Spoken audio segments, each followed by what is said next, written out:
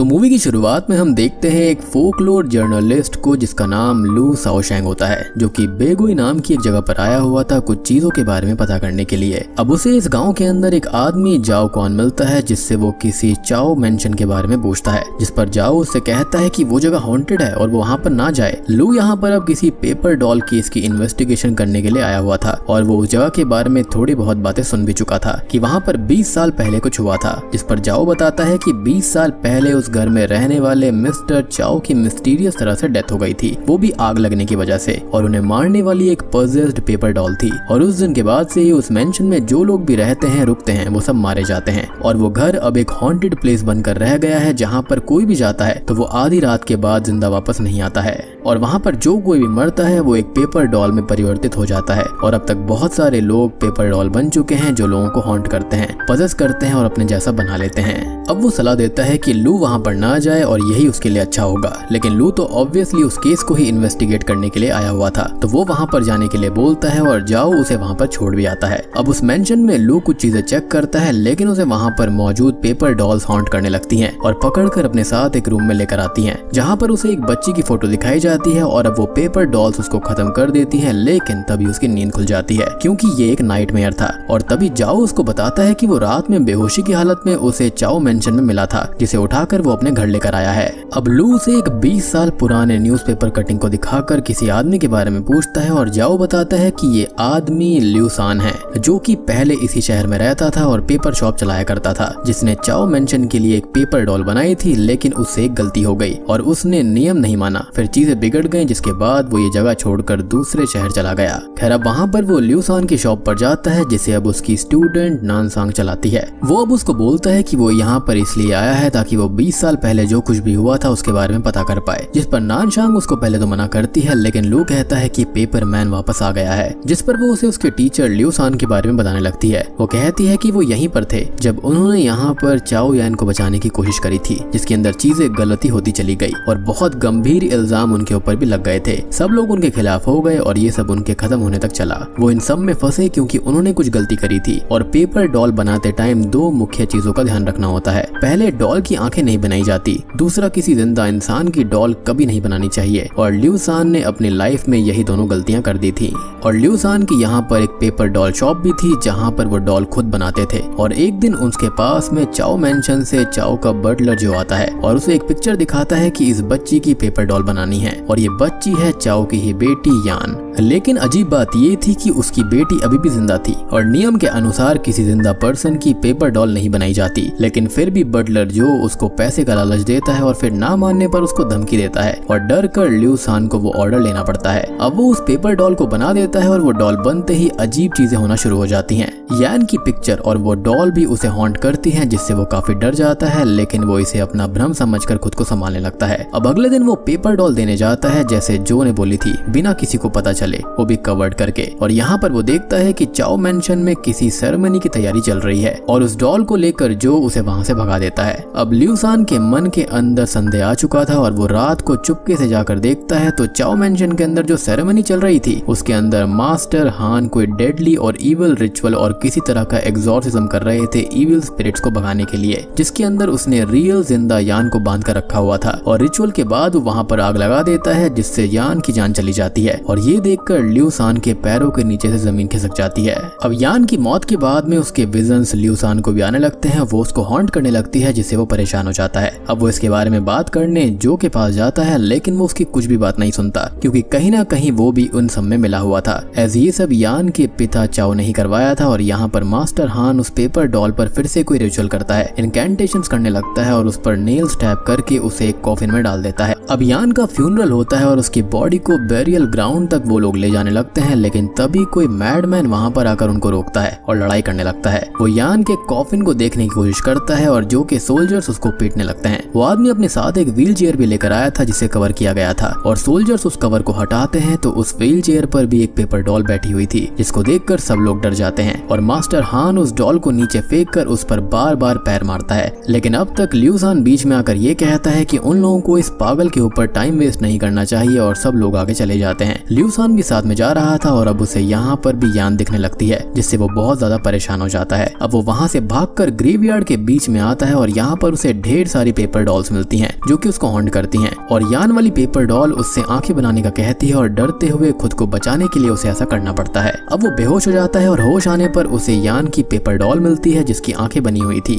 और वो उससे डर कर वहाँ से भाग जाता है। अब वो भागकर चाओ मेंशन जाता है जहाँ पर किसी की मौत हो चुकी थी और मास्टर हान भी ग्रेवयार्ड के पास लटके हुए थे और ये सब जानकर लियू सान बहुत डर जाता है और तुरंत ही शहर छोड़कर अपनी स्टूडेंट नान शैंग के साथ दूसरी सिटी में रहने पहुंच जाता है। अब ये सब कहानी सुनकर लू को ज्यादा कुछ यकीन नहीं होता और वो एक पेंटिंग देखता है जिसके अंदर कोई लेडी बनी हुई थी और 2 नाम लिखे हुए थे और वो इनके बारे में नान शैंग से पूछता है। इनफैक्ट वो खुद भी शैंग के बारे में जानता था और शैंग कोई और नहीं बल्कि वही फेमस मैडमैन है जो कि बेगुई जगह पर था और ये भी कहा जाता है कि वो भी लोगों को मारता था और उसी ने यान का जनाजा रोका था। अब नान यहाँ पर बताती है कि वो लेडी जो है वो मास्टर लियू सैन की बहुत ही अच्छी दोस्त थी और वहाँ पर जो नाम लिखा हुआ था वो उनके बचपन के दोस्त शैंग का है, यानी कि जो शैंग पागल मैडमैन था वो इनका ही दोस्त था। और यहाँ पर अब हम शैंग की कहानी देखेंगे। तो वो असल में आर्मी में था जिसको कैद कर लिया गया था, लेकिन लगभग 10 साल बाद जब वो वापस घर आता है अब शैंग के पैर में एक घाव भी था जो कि उसे वॉर के टाइम पर ही मिला था और आज वो शादी कर रहा होता है। उसकी शादी देखने कुछ लोग आए हुए थे लेकिन वो जिससे शादी करता है वो कोई ह्यूमन नहीं थी बल्कि एक पेपर डॉल थी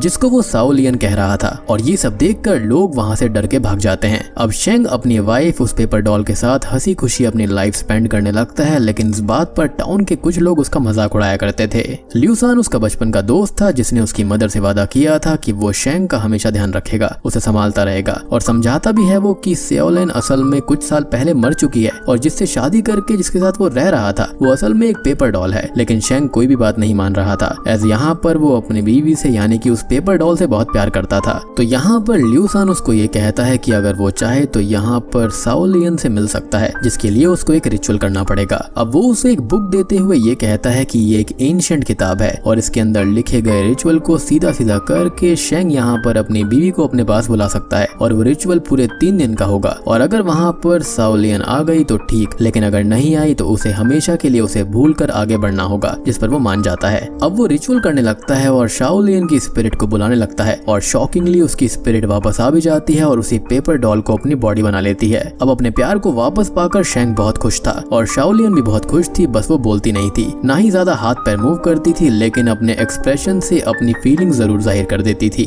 अब उन दोनों की भी हम कहानी देखते हैं तो असल में शैंग एक टीचर था जिसकी स्टूडेंट थी साओ लियन और उन दोनों को आपस में प्यार हो जाता है और उनका प्यार आगे बढ़ता रहे उससे पहले ही मास्टर चाओ की नजर साओ लियन पर पड़ जाती है और वो उसको किडनैप करवा कर उससे शादी कर लेता है और शैंग को जबरदस्ती आर्मी में मरने के लिए भेज देता है, जहाँ पर से शैंग वापस बचकर तो आ जाता है लेकिन अब तक काफी देर हो गई थी क्योंकि साओ लियन इस दुनिया से जा चुकी थी और मरने से पहले उसने 2 बच्चों को जन्म दिया था, एक बेटा और एक बेटी। अब एक दिन शैंग साओ लियन के साथ बैठकर खाना खा रहा था लेकिन तभी वहाँ पर उसका दोस्त लियू सान आ जाता है जो कि उस पेपर डॉल को देखकर गुस्से में बाहर जाता है और उसको फेंकने आगे बढ़ने लगता है, लेकिन शैंग उसको रोक कर बोलता है कि वो साओ लियन है, जिस पर लियू सान बताता है कि उसने वो एंशिएंट किताब और रिचुअल वाली बात झूठ कही थी क्योंकि कहीं ना कहीं उस स्टूपिड से रिचुअल को करके शैंग को ये यकीन हो जाता कि उसकी लवर या फिर बीवी यहाँ पर नहीं रही है, वो मारी जा चुकी है और वो उसको भूल जाएगा। लेकिन वो तो यहाँ पर और भी ज्यादा पागल हो चुका है और उसको उस डॉल के अंदर साओ लियन दिख रही है, लेकिन लियू सान की कोई भी बात नहीं सुनते हुए शैंग उससे झगड़ा कर लेता है और लियू सान वहाँ से चला जाता है। अब अगले सीन में शैंग साओ लियन को लेकर घूमने निकल जाता है और वो यान के फ्यूनरल को देखता है जिसे देखकर साओ लियन भी अपनी बेटी के लिए दुखी होती है और उसके लिए शैंग उस कॉफिन को देखता है और यही सीन मिडल में आया था। और जैसा कि मैंने आपको बताया था कि जो चाओ था उसने साओ लियन को उठवा लिया था, उसको किडनैप कर लिया था और उसके 2 बच्चे भी थे। तो यहाँ पर जो यान थी वो साओ लियन की ही बेटी थी, यानी कि साओ लियन की आत्मा को अपनी बेटी को ऐसे देखकर काफी दुख हुआ। अब मास्टर हान उसे और उस डॉल को पीटता है जिससे अब उस डॉल के अंदर की साओ लियन मारी जाती है जो मरते मरते शैंग से बात करती है और उससे कहती है कि वो आफ्टर लाइफ में जरूर साथ रहेंगे, यानी कि वाकई में वहाँ पर साओ लियन की आत्मा उस पेपर डॉल के अंदर थी। अब अपने लव का बदला लेने शैंग ग्रेवयार्ड जाता है और पेपर डॉल का सहारा लेकर मास्टर हान को स्टैब करके जान से मार देता है। खैर प्रेजेंट टाइम में लू नान से कहता है कि उसने जो स्टोरी सुनाई है वो बिल्कुल सही है, यही केस फाइल में भी था, लेकिन उसने दोनों स्टोरीज के अंदर यान के फ्यूनरल का जिक्र किया है और शेंग की कहानी बताते बताते वो रोने भी लगती है। तो ऐसा क्यों? जिस पर नान यहाँ पर कोई भी जवाब नहीं दे पाती। लेकिन तभी लू उससे कहता है कि ऐसा इसलिए है क्योंकि वो खुद यान है। जी हाँ, और वो सच बताए कि आखिर तब हुआ क्या था, उसकी जगह कौन मारा गया था और मास्टर चाओ की जान आखिर गई कैसे थी। और जिस लेडी की पेंटिंग यहाँ पर लगी हुई है वो दिखने में सेम नान शेंग की तरह ही है, क्योंकि पेंटिंग में कोई और नहीं बल्कि शाओ लियानी है उसकी मदर, और नान के हाथ पर बर्न मार्क सच खुद बता रहा था। खैर अब वो यहाँ पर पूरी कहानी बताने लगती है और अभी तक हमने जो भी कहानी सुनी थी वो यान के पर्सपेक्टिव से थी ताकि वो चीजों को छुपा पाए। लेकिन क्या ये वाली कहानी भी सच वो बताएगी? खैर उसकी कहानी हम सुन लेते हैं। तो वो बताती है कि उसकी मदर शाओ लियन से मास्टर चाओ ने जबरदस्ती शादी कर ली थी और उन्होंने 2 बच्चों को जन्म दिया था, एक बेटी को और फिर उससे छोटा बेटा भी हुआ। और बेटे की प्रीमेच्योर डिलीवरी से वो कमजोर और बीमार हो गई थी और उसने अपनी जान गंवा दी। अब उसके मरने के कुछ दिन बाद सब कुछ ठीक चलता रहा, जहाँ पर मास्टर चाओ को सिर्फ अपने बेटे से प्यार था और यान से कोई मतलब नहीं था। लेकिन उसके बेटे की हेल्थ शुरुआत से ही काफी खराब थी और एक दिन वो तो बीमार से बेहोश भी हो गया था। अब दोनों भाई बहन में बहुत प्यार था, इसलिए यान उसका पूरा ध्यान रखती थी और मास्टर चाओ भी अपने बेटे को बचाने की पूरी कोशिश कर रहे थे। और वो मास्टर हान को वहाँ पर बुलवाते हैं, जो कि पहले तो थोड़ा बहुत इलाज करता है जिससे कोई भी फर्क नहीं पड़ता। फिर वो ये कहता है कि मास्टर चाओ की बेटी एक इविल एंटिटी का रीइंकार्नेशन है जिसने पहले अपनी माँ को खत्म किया और अब अपने भाई को खत्म करने वाली है। और बेटे तोंग को बचाने के लिए उन्हें यहाँ पर यान का एग्जॉर्सिज्म और सैक्रिफाइस करना होगा, जिसके लिए मास्टर चाओ रेडी भी हो जाता है।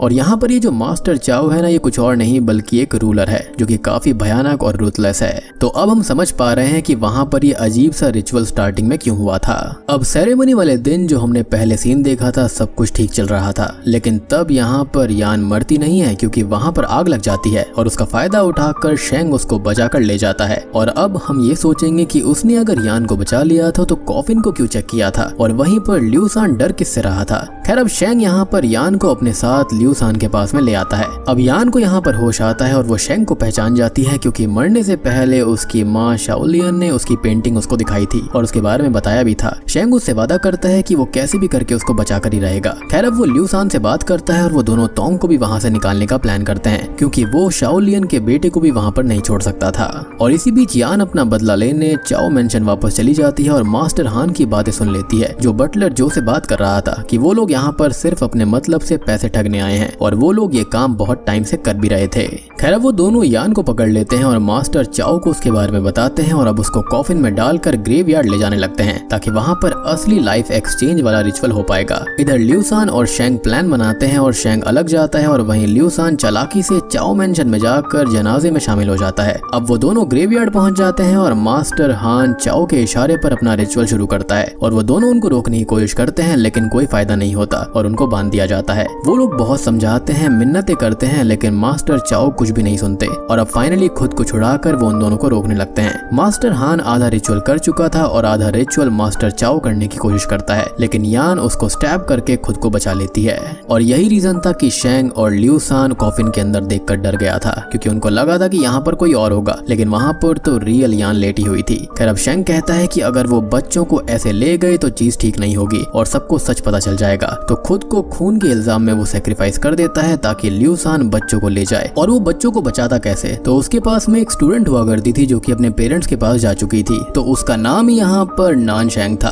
और यान को ये नाम देकर वो उसको दुनिया से बचा कर रखता है। अब प्रेजेंट टाइम में लू बोलता है कि ये कहानी तो सही है, लेकिन केस फाइल के अकॉर्डिंग एक चीज उसको ऑड लग रही है कि मास्टर हान को पीछे से स्टैब किया गया था और उस वक्त यान भी बंधी हुई थी, तो उसने उसको स्टैब कैसे किया और वो असली किलर को बचाने की कोशिश क्यों कर रही है? जिस पर वो कहती है कि यही सच है और लू को वहाँ से भगा देती है। अब तभी हम एक फ्लैशबैक देखते हैं कि मास्टर चाओ यान को मारने ही वाला था और वो बेहोश थी, लेकिन तभी उसके भाई तोंग को होश आ गया था और उसे अपने फादर के बुरे इंटेंशन भी पता चल चुके थे और उसने मास्टर चाओ को स्टैब करके खत्म किया था। जी हाँ, अब उस दिन ल्यूसान ने दोनों बच्चों के दिमाग में वही पेपर डॉल वाली बात डाल दी थी और उसने ही वो पेपर डॉल कर्स वाली चीजें शुरू करी जिससे कि असली सच कभी दुनिया के सामने आ ही ना पाए। यानी कि ये पेपर डॉल वगैरह सब एक कहानी थी और यहाँ पर कोई कर्ज नहीं था। ये खाली यहाँ पर सच्चाई को छुपाने के लिए किया गया था। और जब मास्टर चाओ ने लियू सान से वो पेपर डॉल बनवाई थी तो यहाँ पर वो कुछ और नहीं बल्कि बहुत बड़ा सुपरस्टिशियस पर्सन था। और ये सब चीजें वो मास्टर हान के कहने पे कर रहा था, क्योंकि वो यहाँ पर ब्लैक मैजिक किया करता था और मास्टर चाओ इन बातों को मना करता था। अब वो यान को अपने साथ ले जाता है और तोंग को ठीक करने, उसे ट्रॉमा से बाहर निकालने के लिए एक हॉस्पिटल में छोड़ देता है, जहाँ पर उसने जो कुछ भी देखा वो एक नाइटमेयर था, ऐसा सब यकीन उसको दिलाने लगे। अब तोंग को हॉस्पिटल के अंदर सार्जेंट जाओ कान, जिसको हमने मूवी की स्टार्टिंग में देखा था, वो मिलता है, जो कि जान चुका था कि सच क्या है। लेकिन लियू सान का लेटर पढ़कर उसने भी सच को छुपाए रखा और वहाँ पर ये साबित हो गया कि कोई किलर था ही नहीं। और ये वर्डिक्ट देकर केस को अनसॉल्व मिस्ट्रीज में डाल दिया गया और बंद कर दिया गया। वहीं पर लियू सान भी पेपर डॉल कर्स के नाम से मिथ फैला चुका था और जब उसने पहली बार पेपर डॉल की आंखें बनाई थी उस वक्त ऐसा कुछ भी नहीं हुआ था। वो सारी की सारी एक मनगढ़ंत कहानी थी, या फिर ये कह सकते हैं कि वो लोग एक्टिंग कर रहे थे। अब प्रेजेंट टाइम में यान पुरानी चीजों के बारे में सोचने लगती है और उसकी नजर लू की राइटिंग पर पड़ती है और जाते जाते वो एक काइट भी लेकर गया था। वो यहाँ पर पहचान जाती है कि लू कोई और नहीं बल्कि उसका ही भाई तोंग है। जी हाँ, और वो पहले से उसको पहचानता था लेकिन चीजें भूल गया था, जिनको याद करने ही वो यहाँ आया था। अब मूवी की एंडिंग सीन में हम बूढ़े हो चुके जाओ को देखते हैं, जिसने अपनी निगरानी में ही तोंग को बड़ा किया था लेकिन छुपकर। और तोंग जब पहली बार सिटी में आया था, यानी कि लू जब सिटी में आया था, तो वो उसको यहाँ से वापस भेजने गया था और यहाँ पर ये पेपर डॉल वाली और कर्स वाली कहानी उसको सुनाई थी। लेकिन ऑब्वियसली यहाँ पर लू ने या फिर तोंग ने ये बात नहीं मानी और यही मूवी का स्टार्टिंग सीन था। इसी के साथ में ये मूवी यहीं पर खत्म हो जाती है। तो दोस्तों, ये थी get in the dark movie की कहानी। उम्मीद करता हूँ कि आपको ये मूवी पसंद आई होगी। तो वीडियो पसंद आई हो तो लाइक कर देना, चैनल के ऊपर नए हैं तो सब्सक्राइब कर लीजिए।